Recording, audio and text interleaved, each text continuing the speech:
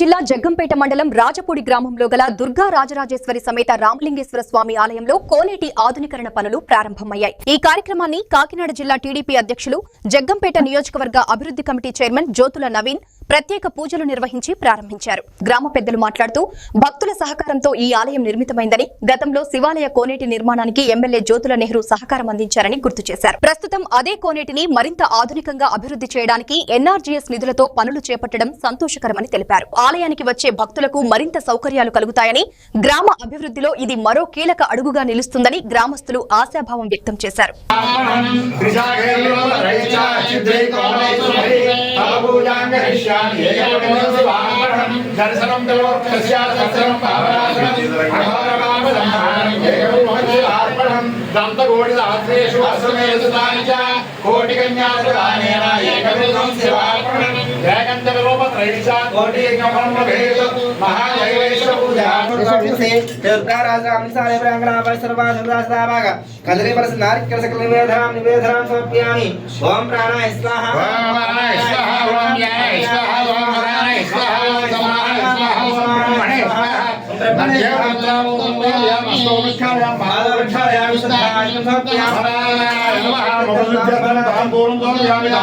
నమస్కారం సమర్పయామి.